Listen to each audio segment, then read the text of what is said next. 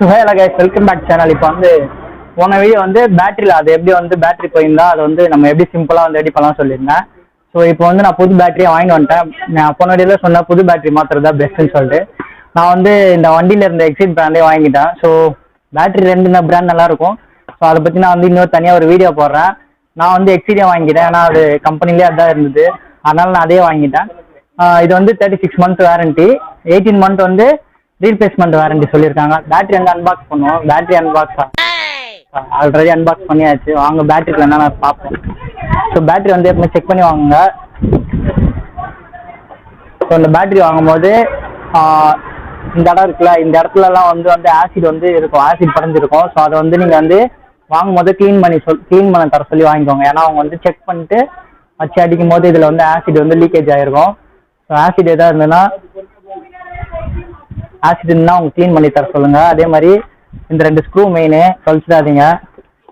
அப்புறம் வந்து warranty card இருக்கும். அந்த வாரண்டி கார்டில் சீல் போட்டு கரெக்டாக டேட் போட்டு நீங்கள் வாங்கிக்கோங்க. நான் வந்து எக்ஸிட் மோட்டார் ஸ்கூட்டர் வாங்கியிருக்கேன். இது ஸ்கூட்டருக்கான பேட்டரி. ஸோ அதனால் இது வந்து 36 month வரும். கீர் பைக்குனா எக்ஸிட் தவிர ஆம்ரான் வாங்கிக்கோங்க. ஆம்ரானில் வந்து ஆம்பியர் வந்து அதிகமாக இருக்கும். ஸோ ஸ்கூட்டரில் பேட்டரியில் வந்து ஆம்பியர் வந்து கம்மியாக இருக்கும். ஆம்பியர் நல்லா இருக்க மாதிரி பேட்டரி வந்து வாங்கிக்கோங்க. இது வந்து ஸ்கூட்டர் பேட்டரி. ஆம்ரான் நான் தேடி பார்த்தேன், இங்கே வீட்டை அந்த கிடைக்கல. ஸோ அதனால் நான் எக்ஸிடே வாங்கிட்டேன். ஸோ உங்கள் வீட்டுக்கு நியராக என்ன பேட்டரி கிடைக்குமோ அதே வாங்கிக்கோங்க. ஏன்னா போயிடுச்சுன்னா ரீப்ளேஸ்மெண்ட் பண்ணுறதுக்கு கொஞ்சம் ஈஸியாக இருக்கும், நீங்கள் தேடி அலைய தேவையில்ல. ஸோ வாங்க இந்த பேட்டரி மாற்றிட்டு பேட்டரி வந்து எப்படி எல்லாம் மெயின் பண்ண சொல்லிட்டு நம்ம பார்க்கலாம். வாங்க வண்டியில் இருக்க பழைய பேட்டரி கேட்டு நம்ம புது பேட்டரி மாற்றுவோம். பேட்டரி வந்து நீங்கள் மாற்றுறதுக்கு முன்னாடி பார்த்தீங்கன்னா இந்த மாதிரி உள்ள ஃபுல்லாக டஸ்ட் இருக்கும். இது வந்து ஒரு காப்பர் பிளேட் போட்டிருப்பாங்க. இந்த காப்பர் பிளேட்லாம் அந்த மாதிரி துரு பிடிச்சி போயிருக்கும், ரஸ்டான மாதிரி ஆயிருக்கும். ஸோ இங்கே பார்த்தீங்கன்னா இந்த மாதிரி ரஸ்டான மாதிரி இருக்கும். இதை வந்து நம்ம என்ன பண்ணலாம்னா ஒரு எமரி ஷீட்டை வச்சு தேய்ச்சிருவோம். எமரி ஷீட் வச்சு தேய்ச்சிட்டு அதுக்கப்புறம் போட்டால் நல்லாயிருக்கும்.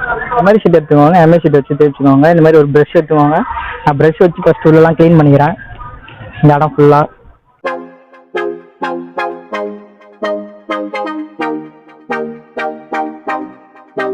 Has no patience, look at his face and in his eyes. He's been waiting, he's been way bound to the die. Always taking chances, all those conversations. Don't know if I'll make it, don't know why he even tries. Say, oh, I am a believer. Oh, don't know how I'll be if I'm not free to take a lead. Oh, I am a believer. So அந்த மாதிரி emery sheet வச்சு நல்லா தேய்ச்சிட்டுக்கோங்க. இந்த மாதிரி நல்லா பல தேய்ச்சிட்டு அதுக்கப்புறம் பேட்டரி மாற்றுங்க. ஏன்னா அப்போ தான் இந்த பேட்டரி பின்னுக்கும் இந்த பின்னுக்கான வந்து கான்டக்டிவிட்டி நல்லா கிடைக்கும். ஸோ பேட்டரி வந்து நல்லா அட்டாச் ஆகும்போது நல்லா இந்த துருப்பிடிச்சு இருந்ததுன்னா பேட்டரி வந்து கொஞ்சம் செல்ஃப் எடுக்காது சீக்கிரமாக. ஸோ ஆர்ன் ப்ராப்ளம் வரும். ஸோ இது தொடச்சி போட்டிங்கன்னா அந்த ப்ராப்ளம் வந்து கொஞ்சம் சால்வ் ஆகும். பேட்டரியில் வந்து ஸ்க்ரூ கொடுத்துருப்பாங்கள்ல, அந்த ஸ்க்ரூ வந்து உள்ளே போட்டுக்கோங்க. ஸோ நான் உள்ளே போட்டுட்டேன் அந்த ஸ்க்ரூ. நான் பழைய ஸ்க்ரூ தான் போட்டிருக்கேன் பழைய பேட்டரியிலேருந்து. ஸோ சப்போஸ் வந்து இது மிஸ் ஆயிடுச்சுன்னா புதுசாக போட்டுக்கலாம் சொல்லிட்டு நான் புதுசாக அப்படியே ஸ்டெண்டிங்லும் பழசே போட்டுக்கோங்க.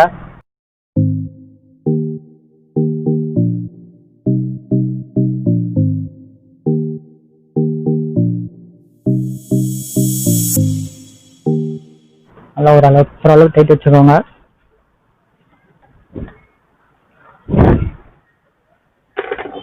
ஸோ பேட்டரி மாற்றி தொடச்சி விட்டு இந்த இது இருந்துச்சுன்னா அப்படி மாட்டி விட்ருங்க. மேலே இந்த ரப்பர் இருக்கும். ஸோ எல்லா வண்டியிலையும் அந்த ரப்பரை வந்து மாட்டி விட்டுக்கோங்க.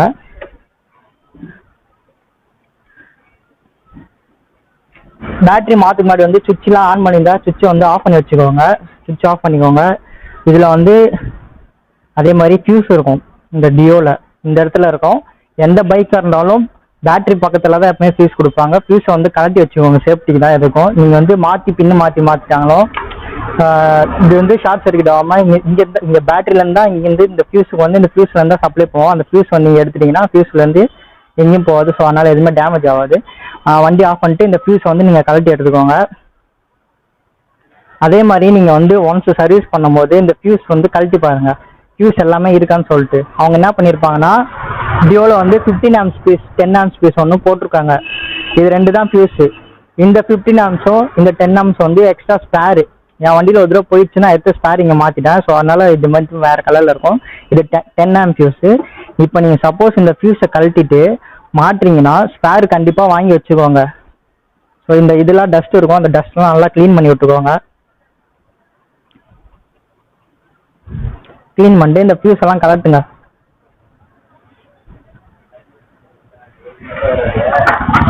கழட்டி பார்த்தீங்கன்னா இதில் டஸ்ட் இருந்துச்சுன்னா ஜஸ்ட் இந்த மாதிரி ஒரு ப்ரஷ் வச்சு டஸ்ட் எல்லாத்தையும் க்ளீன் பண்ணிக்கோங்க. உள்ளேயும் க்ளீன் பண்ணிட்டு அப்புறமா மாட்டிக்கோங்க. ஃபியூஸ் வந்து எப்படி வேணா மாட்டலாம், இப்படி மாட்டலாம், இப்படி மாட்டலாம், அதனால ப்ராப்ளம் இல்லை.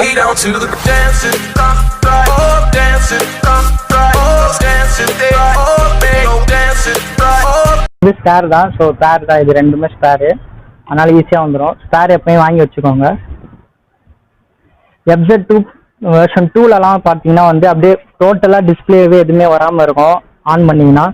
அதுக்கு காரணம் வந்து வெர்ஷன் 2ல வந்து அடிக்கடி ஃபியூஸ் போயிடும். 15 amps ஃபியூஸ் போட்டிருப்பாங்க, அதை வந்து மாற்றிட்டிங்கன்னா ப்ராப்ளம் சால்வ் ஆயிரும். ஸோ அவ்வளோதான், மாற்றியாச்சு.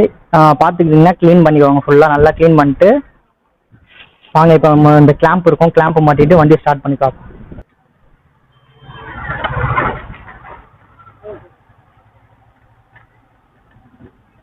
அதே மாதிரி இந்த மாதிரி ஆரன், விண்டோன் ஆரனு, லைட்லாம் நீங்கள் அதிகமாக செட் பண்ணிங்கன்னா பேட்டரி லைஃப் வந்து கம்மியாகும். சரி, ஆரன் மாற்றாதீங்க, லைட் மாற்றாதீங்க. ஸோ அவாய்ட் பண்ணுறேங்க. ஸோ சிங்கிள் ஆரன் போட்டால் ப்ராப்ளம் இல்லை. டபுள் டோன் ஆரன்லாம் போட்டிங்கன்னா பேட்டரி வந்து செல்ஃப் மோட்டராக அது அதிகமாக வலிக்கும். ஸோ செல்ஃப் ப்ராப்ளம் வந்துச்சுன்னா இதுதான் செல்ஃப் மோட்டாரு, இதுக்குள்ளே ஒரு ரிலே இருக்கும், அந்த ரிலே மாற்றிங்கன்னா செல்ஃப் ப்ராப்ளம் வந்து கிளியர் ஆகிடும். பேட்டரி நல்லா இருந்துச்சுன்னா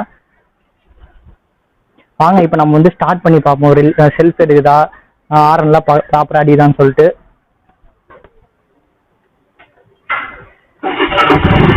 ஸோ செல்ஃப் வந்து எடுக்குது, ஹார்ன் அடிக்குதான்னு பார்ப்போம். ஹார்ன் வந்து நல்லா சவுண்டாகவே அடிக்குது. ஸோ வந்து பேட்டரி வந்து புதுசாக மாற்றிட்டோம். பேட்டரி வந்து இப்போ நம்ம சேஞ்ச் பண்ணிட்டோம். ஸோ பேட்டரி சேஞ்ச் பண்ணதுக்கப்புறம் அதோட மெயின்டெனன்ஸ் என்னன்னு பற்றி பார்ப்போம். பேட்டரி மெயின்டெனன்ஸ் பற்றி பார்க்கணும்னா பேட்டரியில் வந்து கிட்டத்தட்ட 4 டைப்ஸ் ஆஃப் பேட்டரி இருக்குது. ஒன்று வந்து கன்வென்ஷனல் பேட்டரின்னு சொல்லுவாங்க, இன்னொன்று வந்து லெட் ஆசிட் பேட்டரி, இன்னொன்று வந்து லித்தியம் பேட்டரி. இப்போ புதுசாக ஒரு பேட்டரி வந்திருக்கு, அது வந்து கிராஃபைன் பேட்டரின்னு சொல்லுவாங்க. ஸோ அந்த பேட்டரி வந்து இன்னுமே யூசஸ் வரல. ஸோ கன்வென்ஷனல் பேட்டரினா ஒன்றும் இல்லை, காரில் லாரிலாம் இருக்கும் பார்த்துருக்கீங்களா, ஒரு பேட்டரி வந்து குறிப்பிட்ட நாளுக்கு அப்புறம் டிஸ்டில்டு வாட்டர் வந்து கம்மியாயிரும். ஸோ அந்த டிஸ்டில்டு வாட்டர் வந்து ஃபில் பண்ணிக்கிட்டே இருக்கணும். அந்த டிஸ்டில் வாட்டர் ஃபில் பண்ணக்கப்புறம் தான் அந்த பேட்டரி வந்து ப்ராப்பராக இருக்கும். ஒரு சர்டன் பீரியட் இருக்கும், அந்த பீரியடுக்கு அப்புறம் டிஸ்டில் வாட்டர் கம்மியாயிடுச்சுன்னா நீங்கள் டிஸ்டில் வாட்டர் ஃபில் பண்ணிங்கன்னா பேட்டரி வந்து நார்மலாக இருக்கும். ஸோ இது வந்து கன்வென்ஷனல் பேட்டரி, இது வந்து மெயின்டெனன்ஸ் பண்ணும். இப்போ நம்ம வண்டிக்கு வர பேட்டரிலாம் வந்து பார்த்தீங்கன்னா லெட் ஆசிட் பேட்டரின்னு சொல்லுவாங்க. ஸோ இந்த பேட்டரிலாம் வந்து எப்படின்னா நீங்கள் வந்து மெயின்டெனன்ஸ்லாம் கிடையாது, அந்த பேட்டரியிலே போட்டிருக்கோம் மெயின்டெனன்ஸ் பேட்டரி தான். சப்போஸ் நீங்கள் வந்து பேட்டரி வந்து டவுன் ஆயிடுச்சோ அப்படின்னா நீங்கள் வந்து திருப்பி ரீஃபில் பண்ணாலுமே வேஸ்ட்டு தான். ஸோ அது தூக்கி தான் போடணும்னு அதை சொல்லியிருப்போம் முன்னாடியே. பேட்டரி வந்து சார்ஜ்லாம் பண்ணி போட தேவையில்ல, திருப்பி நம்ம தூக்கி போட்டு வேறு பேட்டரி தான் வாங்கணும். ஸோ மினிமம் வந்து 3 to 4 years வரும். லித்தியம் அயன் பேட்டரினா தெரியும் நமக்கு வந்து அதிகமாக இப்போ வர பேட்டரி வெஹிக்கல்ஸில், அப்புறம் வந்து நம்ம ஃபோன்ஸில் வந்து யூஸ் பண்ணிக்கிட்டு இருக்கோம். கிராஃபைன் பேட்டரி வந்து இப்போதைக்கு கண்டுபிடிச்சிக்கிட்டே இருக்காங்க. ஸோ அது வந்து ப்ராசஸ் தான் போயிட்டு இருக்கு. சப்போஸ் அந்த கிராஃபைன் பேட்டரி வந்து வந்துச்சுன்னா கண்டிப்பாக வந்து ஃபோனுக்கு யூஸ் பண்ணணும்னு சொல்லியிருக்காங்க. ஃபோனுக்கு சோலார் பவர்ஸ்க்கு யூஸ் பண்ணணும்னு சொல்லியிருக்காங்க. ஏன்னா அது எஃபிஷியன்சி வந்து அதிகமாக இருக்கும், டக்குன்னு வந்து சார்ஜ் ஆயிரும். இப்போ ஃபோன்லாம் இருக்குன்னா ஃபோன் வந்து நீங்கள் 5000 mAh பேட்டரி ஃபோன் வந்து சார்ஜ் பண்ணுறீங்கன்னா 30 minutesலேயே ஃபுல் சார்ஜ் ஆயிரும். ஸோ அது மாதிரி கண்டுபிடிச்சிக்கிட்டு இருக்காங்க. இப்போ நம்ம வண்டியில் இருக்க பேட்டரிக்கெலாம் வந்து மெயின்டெனன்ஸ் தேவையில்ல, இருந்தாலும் பேட்டரிக்கு மெயின்டெனன்ஸ் தேவையில்ல. அந்த பேட்டரிக்கு போகிற கனெக்ஷன்ஸில் வந்து சில மெயின்டெனன்ஸ்லாம் இருக்கும். நான் காமிச்ச மாதிரி வீடியோவில் காமிச்ச மாதிரி காப்பர் டெர்மினல் இருக்கும், அந்த டெர்மினல் வந்து துருப்பிடிச்சு போயிடும். ஸோ துருப்பிடிச்சு போகிறதுனால நீங்கள் வந்து 6 months ஒன்ஸ் நீங்கள் சர்வீஸ் பண்ணுறீங்க, இல்லை 6 months ஒன்ஸ் வந்து அதை வந்து கலட்டி நல்லா சாண்ட் பாப் வச்சு தேய்ச்சி போட்டிங்கனாலே போதும். ஸோ அது வந்து ரொம்ப நல்லா இருக்கும். பேட்டரியில் வந்து ரொம்ப ரஸ்ட் ஆகுதுன்னு சொல்லி ஃபீல் பண்ணீங்க, இல்லை வந்து அந்த ஒரு மாதிரி உப்புத்தன்மை பண்ணிற மாதிரி இருக்கும், ஒரு மாதிரி பொறியாக இருக்கும். ஸோ அந்த மாதிரி இருக்குன்னா நீங்கள் வந்து என்ன யூஸ் பண்ணலாம்னா பெட்ரோலியம் ஜெல்லின்னு சொல்லி விற்பாங்க. பெட்ரோலியம் ஜெல்லி வந்து நார்மலாக நம்ம கடையில் இங்கே கிடைக்குமான்னு தெரில. நம்ம லோக்கல் ஷாப்ஸ்லாம் பார்த்தீங்கன்னா வந்து கிரீஸ் இல்லை ஏதோ ஒரு ஆயில் போட்டு அப்ளை பண்ணி விட்றாங்க. அது மாதிரிலாம் நீங்கள் அப்ளை பண்ணக்கூடாது. அதுக்கு பதிலாக நம்ம என்ன யூஸ் பண்ணலாம்னா இந்த மாதிரி நம்ம யூஸ் பண்ணுறோம்ல வேஸ்லின், அந்த வேஸ்லினே நம்ம யூஸ் பண்ணலாம். ஏதோ அதுவே அந்த பெட்ரோலியம் ஜெல்லியால் மேட் பண்ணது தான். அப்படி இல்லைன்னா சால்ட்ரிங் பேஸ்ட் வைக்கிறோம் தெரியுமா, நீங்கள் சால்ட்ரிங் யூஸ் பண்ணதுக்கு முன்னாடி ஒரு பேஸ்ட் வைப்போம். ஸோ அந்த சால்ட்ரிங் பேஸ்ட்டுமே வந்து பெட்ரோலியம் ஜெல்லி தான், அதையும் நம்ம யூஸ் பண்ணலாம். இது எதுக்கு ப்ரோ யூஸ் பண்ணணும் அப்படின்னு கேட்டிங்கன்னா, பேட்டரி வந்து நீங்கள் ஒரு இடத்துல நிப்பாட்டுறீங்கன்னா காற்றுல இருக்க எலக்ட்ரான்ஸும் அந்த பேட்டரியில் இருக்க எலக்ட்ரான்ஸும் வந்து ஒன்று உரைய ஆரம்பிக்கும். இந்த எலக்ட்ரான்ஸ் வந்து காற்றுல எலக்ட்ரான்ஸோட போய் ரியாக்ட் ஆகும். அப்போ இந்த பேட்டரியில் இருக்க எலக்ட்ரான்ஸ்லாம் வந்து ஜம்ப் ஆகி காற்றோட போய் கலந்துடும். அப்போ நீங்கள் வந்து இது எப்படி டெஸ்ட் பண்ணலாம்னா, நீங்கள் ஒரு பேட்டரி எடுத்துகிட்டு நீங்கள் வெளியே வச்சிட்டீங்க, ஒரு இடத்துல வச்சுட்டிங்கன்னா நீங்கள் ஃபஸ்ட்டு ஒரு வோல்ட் செக் பண்ணிக்கோங்க. அடுத்து நீங்க திருப்பி ஒரு வோல்ட் செக் பண்ணும்போது வந்து பேட்டரி வந்து பவர் டிராப் ஆயிருக்கும். என்ன காரணம்னு பாத்தீங்கன்னா இதுதான் காரணம். இதனாலயுமே வந்து அந்த உப்புத்தன்மை வந்து அதிகமா படியும், துருவுமே இதனால அதிகமா பிடிக்கும். அதை தடுக்க தான் நம்ம வந்து பெட்ரோலியம் ஜெல்லி யூஸ் பண்றோம். மற்றபடி நீங்க வந்து ப்ராப்பரா வந்து அந்த வயரிங்லாம் செக் பண்ணிக்கணும். வயரிங் வந்து ப்ராப்பரா செக் பண்ணணும், ஃபியூஸ் வந்து ப்ராப்பரா செக் பண்ணணும், அந்த டஸ்ட் ஃபார்ம் ஆகும் பார்த்துக்கணும். சப்போஸ் வந்து துரு பிடிக்குது, அது டஸ்ட் ஃபார்ம் ஆகுதுன்னா பேட்டரிக்கு போறது அந்த லைன்ல வந்து சார்ஜ் வந்து ரொம்ப கம்மியாகும். பேட்டரி சார்ஜ் ஆகாம சார்ஜ் வந்து ஒரு லெவல் சார்ஜ் தான் வந்து போய் சார்ஜ் ஆகுமே தவிர ரொம்ப சார்ஜ் ஆகாது.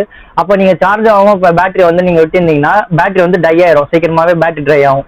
அதே மாதிரி ஒரு இடத்துல வந்து நீங்க வண்டி ரொம்ப நாள் நீங்க நிப்பாட்ட போறீங்க அப்படின்னா வந்து அதுல இருந்து பேட்டரி வந்து டிஸ்கனெக்ட் பண்ணி வச்சிருங்க. பேட்டரி வந்து தனியா வச்சிருங்க. டிஸ்கனெக்ட் பண்ணாம வச்சிருந்தீங்கன்னா நீங்க வந்து அந்த பேட்டரி டெர்மினல்ல போட்டிருக்கீங்கன்னா பேட்டரி வந்து ட்ரை ஆயிரும் சீக்கிரமாவே. அதை வந்து நீங்க டிஸ்கனெக்ட் பண்ணி வச்சிருங்க.